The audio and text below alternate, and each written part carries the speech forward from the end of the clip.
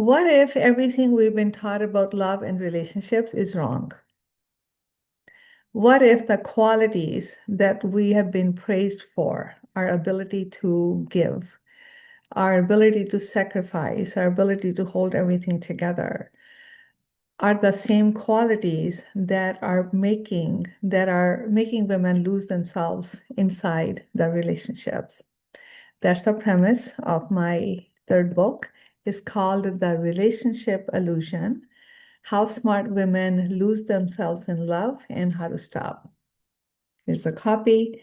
I will put in the first comments in the description on for you to join early access list. So you'll get all the information on how to order the book. Hi, everyone. My name is Meena Puri. I help you resolve emotional triggers and the patterns that you continue to repeat in relationships at the root so you can live with ease. So this is my first video on the book, on the reveal of the book. And to be honest with you, I almost did not record this video. I'm feeling kind of exhausted from overdoing, from overgiving. So bear with me as I just fill you in as to what this book is about. I've made notes so I can read through a little bit so I don't miss things. So, what if everything we've been taught about love is wrong? Women have been taught that sacrifice is love, silence is strength, suffering is devotion, endurance is maturity, fixing people is compassion. So, women keep working on the relationships while slowly abandoning themselves. Does that ring a bell? Where the relationship is out of balance, you keep giving, giving, giving, thinking someday the other person is going to appreciate and things are going to get better. But as time goes by, you're just asked to give more and more and more. You have set a pattern that is now on an autopilot, and the book is about how to disrupt that pattern so you can find yourself again. So I do want to assure you that this book is not about blaming men. This book is about waking women up. This book is about inviting women to stop losing themselves in relationships, because when women lose in relationships, actually everyone loses. So for years, I have watched and worked with intelligent, capable women lose themselves trying to save marriage, hold family together, manage everyone else's emotions, avoid conflict, kind of make everything nice, puff up the pillows and put a nice bow tie on. And they keep on improving themselves, become better, so the relationship can finally work. Women do that. And one of the mental trip that I got caught in is because it was so easy for me to do. It's just natural for me to do that. But what we don't realize, that little by little by little, the little resentment, the little overdoing, the nervous system lack of capacity, it builds over time, and you no longer can continue to function inside that kind of a relationship. But the deeper issue, okay, so you keep working on the relationships, and many people seek, therapy for relationships. If that works for you, wonderful. But for the women that I work with, therapy has not helped them because it keeps focusing on the relationship. Relationship is made of two people. If individually people don't work on the relationship, there's no relationship.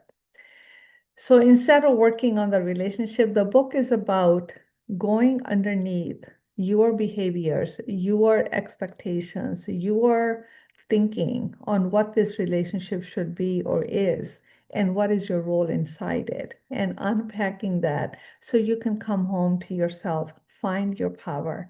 Because one powerful person inside a relationship will make a relationship much better.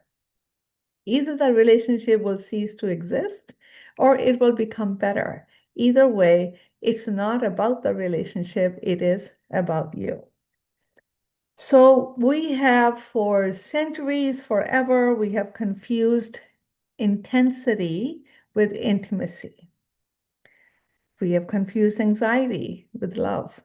If it hurts, it must be really deep. Emotional inconsistency with chemistry, and self-sacrifice with goodness. So one of the word that's now, more awareness has grown around it is like trauma bonding. When someone leaves a charge in you, we have mistaken that for connection chemistry. It rings my bell. But what actually they have done is activated an old wound. So we'll be talking in the future deeply about these topics. When there is so much confusion on what love really is and what a relationship is, it's no wonder that we feel exhausted, resentful, angry, or just sometimes I have met women who just collapse or who have just surrendered to the fact that this is how it is, that I can't now get out. It is too late. I'm just going to live this way because I've gotten accustomed to it. And they've normalized what is abnormal, and they have exhausted their strength, their stamina, their inspiration, their heart over trying to improve the relationship, and they have no strength left now to get out of it or to be on their own. But there is a way, there's always a way. So, this is the premise behind the book. I do talk about the conditioning the women have inherited around love, relationship, suffering, and self-worth. I come from a culture, and I'm sure that's not the only culture, where women, actually, I should say girls, are groomed for marriage. The whole issue of marriage was made far more important, and it still is in many places, than it deserves. And that heightened level of importance to a relationship, it makes women abandon everything else in their life because they think the relationship, the marriage is their life. They're groomed around, what will your in-laws say? How are you going to be when you go to your in-laws' house? Because there was a system of joint families, or even if there wasn't, and your husband is God. They're groomed to obey. They are groomed very blatantly to let go of any desires, their voice, and they are groomed to just bow their head, surrender. That's how the relationship will work. And eventually, their husband will love them and praise them for sacrificing so much, and he will finally see the goodness in you. So, in other words, you start all over again to prove your worth. Maybe you'll be able to prove it, maybe not, but it's dependent upon the other person buying into your worth and actually giving you the love and the respect that you deserve or you want.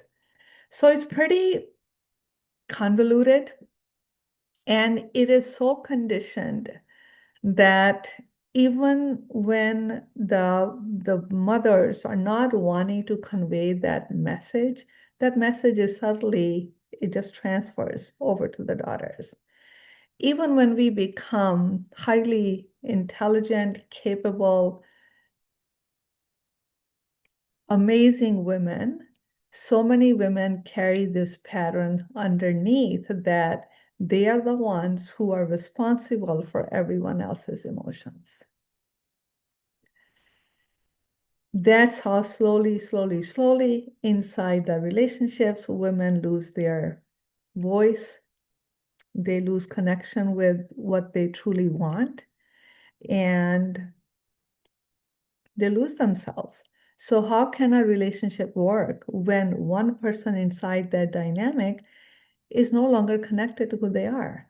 It's not a relationship. I don't know whatever you want to call it, but that's a relationship. Who benefits from that relationship? Your kids are not going to benefit when they see a mother like that. The man is not going to benefit because he doesn't know the real woman. When you have not met yourself, how can you be met inside a relationship? So that's the premise of the book. Um, to be honest with you, this book I've been writing for over 10 years, brain dump. Whenever I had client insights, my own personal experiences, that's how I write books. I just go dump it on the computer. And about a few years ago, I came and I thought I should really publish this book. I read the content and I thought I was trying to make it the book what I had written and what my insights were very much sharper and cutting than I was able to stand behind. I was trying to make it into a nice relationship book, but that's not what I had written. And I thought the world doesn't need another relationship book. So I just put it aside and never bothered to. I didn't do it because it was just flat. Because I wasn't ready to stand behind what I had actually written. I didn't have the courage. And then as my work evolved, this wasn't too long ago, just I think last year sometime, I wanted to do a workshop around relationships, and the title of the workshop ended up the same title as my book. It was kind of backwards. So I looked at the workshop and I thought, I really should take a look at my book. I have a book about that. Because whatever I wanted to teach, one way or the other, it was coming through me. I could not contain it anymore. And I went back to look at my whole, 400 pages, and I thought, oh my God, that's the book. That's the book. That's the title of the book. That's the book I have written. I just didn't give it that title because I wasn't sure. So I was trying to make it something it really wasn't. And that's how the title came about because I'm now ready to stand behind what I have written. And to be honest with you, even after writing the book, I didn't realize this. The whole misconceptions that we have carried about relationships and marriage, and I come from India. Bollywood is like in my bones because I grew up watching those movies and romanticizing. And I can honestly tell you that I no longer have that fantasy thinking. I have been unconditioned.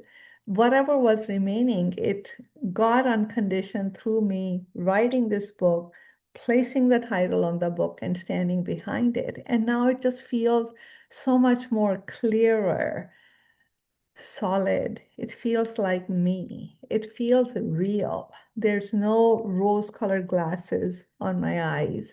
And that's why I was ready to stand behind what I had written. And it it actually unconditioned the last bit that was remaining that I didn't even know was remaining until somebody said something about relationships, about me, how she saw me. And it was like, she's saying that because she's mirroring what I'm feeling and what I'm standing behind. So it's like, oh, wow.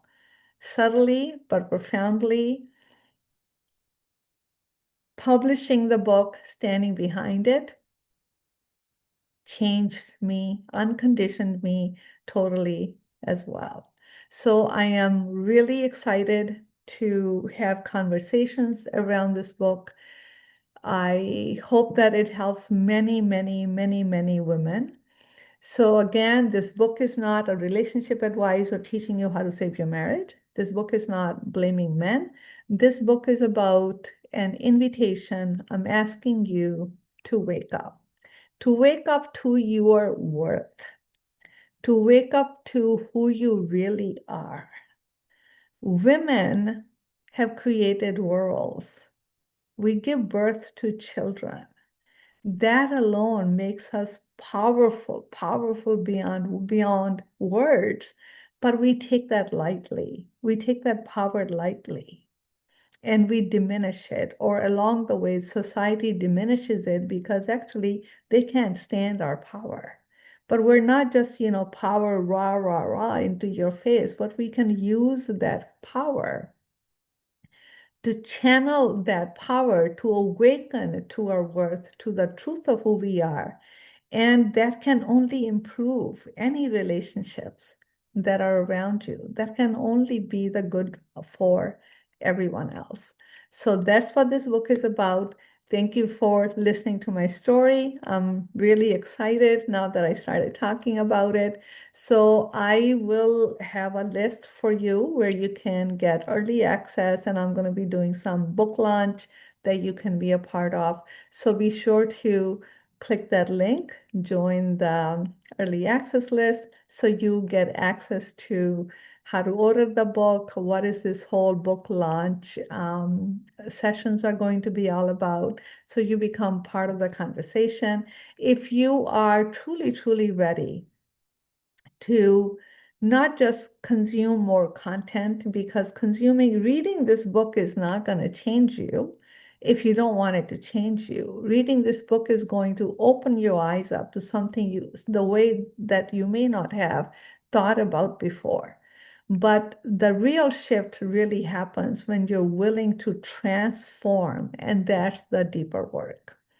And if you are ready for the deeper work, there's always a link in the description that you can click and schedule a 30-minute call with me, and we can see if we are fit to work together.